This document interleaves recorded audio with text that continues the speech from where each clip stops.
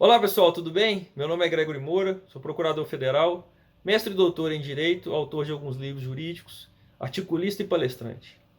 Hoje eu tenho uma pergunta para vocês. Qual a relação entre o julgamento da DPF 779, relatado pelo ministro Dias Toffoli, e o assassinato de Ângela Diniz por Dock Street na década de 70? Ora, ambos têm a ver com a tese da legítima defesa da honra. Esse vídeo não tem a função de julgar qualquer tipo de mérito em relação à questão, mas ele é simplesmente esclarecedor. Lá naquele momento, no julgamento em 79 do Dock Street, defendido por Evandro Lins e Silva no tribunal do júri, o júri condenou Dock Street a 2 anos de prisão e suspendeu a pena. E a tese usada pelo advogado à época foi a legítima defesa da honra, trazendo para dentro do processo o que a gente chama na criminologia de vitimização. Desmerecer a vítima, potencializar a vitimização secundária, que a gente chama na criminologia, para desqualificar a vítima e justificar o assassinato. Obviamente surgiram vários movimentos à época e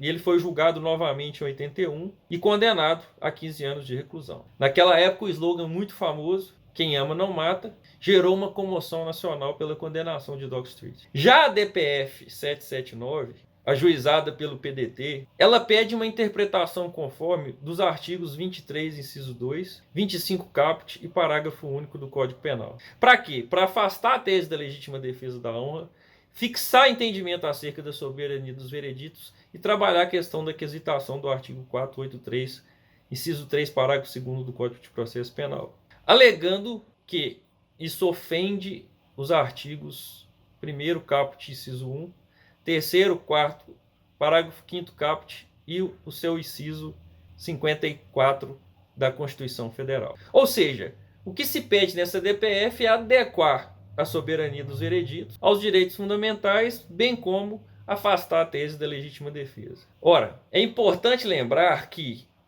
a legítima defesa, ela exige como causa de justificação do crime alguns requisitos. Então eu tenho, na legítima defesa, um conflito de bens jurídicos, um conflito de interesses. E por que existe a legítima defesa? Ela é uma das possibilidades que a gente diz que o legislador não pode nos atender, o legislador não pode exigir que eu espere. Então ele me dá o que a gente chama de autotutela, a permissão que eu faça justiça com as próprias mãos. Existem alguns casos no direito, mas para eu ter esse benefício, eu tenho que atender alguns requisitos.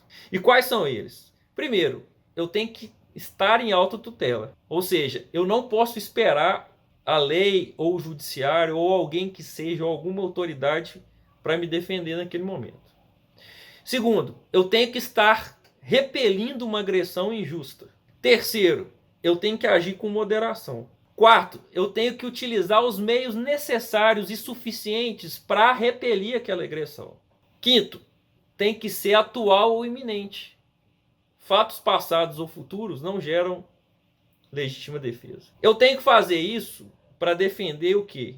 O direito meu ou de terceiro. E eu tenho que ter a intenção ou o ânimo de defender. Ora, se você for fazer uma análise de conflito de interesses, colocar a vida de um lado e a honra de outro, obviamente a vida tem um valor maior e não vai preencher aquele requisito que está na questão da ponderação, da razoabilidade, dos meios necessários, da moderação. Disso eu não tenho dúvida. Agora, o problema é como que eu vou trabalhar isso dentro de um princípio da ampla defesa. O ministro Toffoli, em uma medida cautelar, disse que a legítima defesa da honra não tem amparo no ordenamento jurídico e é um incentivo ao feminicídio, dentre outros. Ninguém discorda dele em relação a isso. O problema é qual a forma de trabalhar essa questão, tendo em vista que o júri trabalha com a íntima convicção e o júri tem a possibilidade de decidir de acordo com a sua vontade. O júri popular tira um pouco o aspecto técnico do julgamento.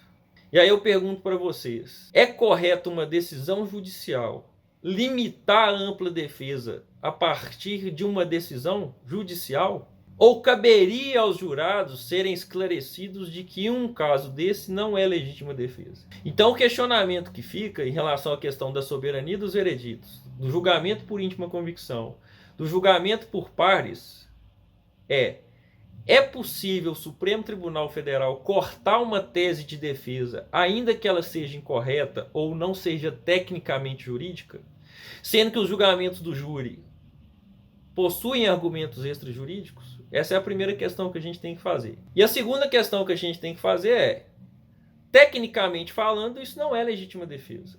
E aí o ministro Toffoli andou bem.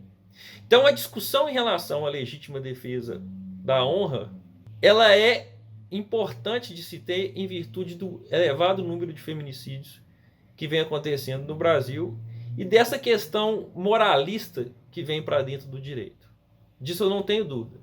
Agora, a questão é, a forma como foi feita essa decisão na DPF 779, que ainda vai ser julgada pelo plenário do Supremo Tribunal Federal, é a correta? Então nós temos que separar a discussão de forma da discussão de mérito. Então vamos esperar e aguardar o Supremo Tribunal Federal manifestar sobre isso. Esse vídeo foi só para a gente contextualizar a situação. Espero que vocês tenham gostado. Desejo a vocês bons estudos e acompanhem o julgamento da DPF 779, que vai ser submetida ao Supremo Tribunal Federal.